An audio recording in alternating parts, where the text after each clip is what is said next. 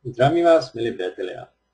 Som veľmi rád, že sa vám môžem prihovoriť, pretože len nedávno som sa vrátil z významnej udalosti našej spoločnosti Singular, a to Singfest, ktorý sa konal v Las Vegas, v americkom štáte Nevada. Prečo Las Vegas? Ako povedal Mark Schenkel, ľudia, ktorí tvrdo pracujú, si zaslúžia oddych a zaslúžia si samozrejme aj zábavu. Práve preto sa spoločnosť snaží vyberať vždy nejakú zaujímavú lokalitu, mesto, kde sa jej udalosti konajú. Teda tentokrát to bolo svetoznáme mesto zábavy Las Vegas. Pred sebou vidíte naľavo pohľad na súčasť hotelového komplexu The Cosmopolitan of Las Vegas, kde sa Singfest konal.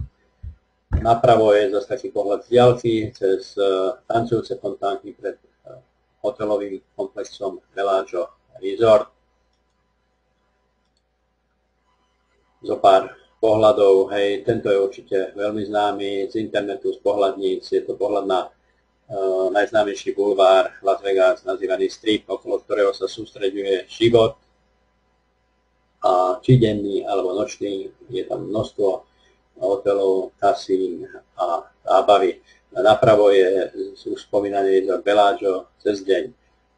Vľavo dole vidíte tie tancujúce fontány, je to úžasný zážitok, ľudia tam čakajú celé hodiny, proste aby to videli, keď sa to spustí za zvukov hudby, naozaj tá voda tancuje.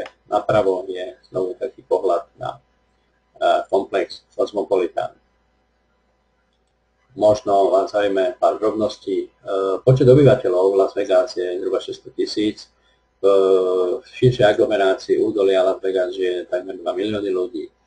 Ale je to nič oproti tomu, že napríklad v roku 2010 navštívilo Vegas 37 miliónov ľudí.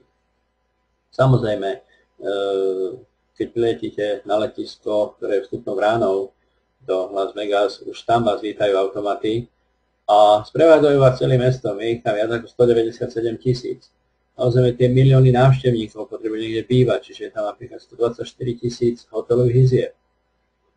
A taká jedna perlička denne sa tam vybaví 315 sobášov v priemere.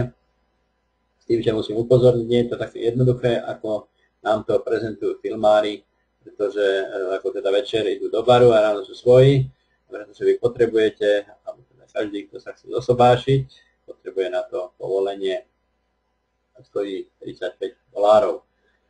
Takže preto Las Vegas. Singfest. Konal sa, ako som už povedal, hotel Cosmopolitan, tu je pár pohľadov, hej, vstup, jeden zo vstupov, pretože samozrejme ten komplex je možné vstúpiť tam zo všetkých možných svetových strán, pohľadov interiéru, ale čo je dôležité, vidíte tu aktérov, ktorí to viedli, celý Singfest, je tam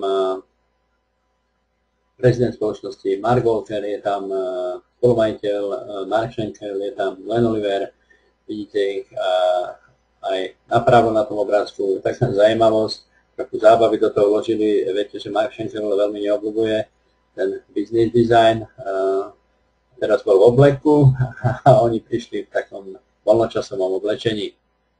Potom sa prezliekli, to bola taká malá zábava. Vidíte tam samozrejme Jim Irsa, ktorý veľmi pútavo prezentoval produkty spoločnosti Singular. Takže mali sme tam vlastne pokope celé vedenie spoločnosti, samozrejme bolo možné sa s nimi stretnúť, rozprávať. A dole vidíte pracovníkov spoločnosti, ktorí sa starajú o našu spokojnosť a samozrejme starali sa aj o priebeh celého Singfestu. Samozrejme, určite vás zaujíma, aké posolstvo, aký odkaz som vám priniesol z Singfestu. O tom sa dozviete v nasledujúcich častiach.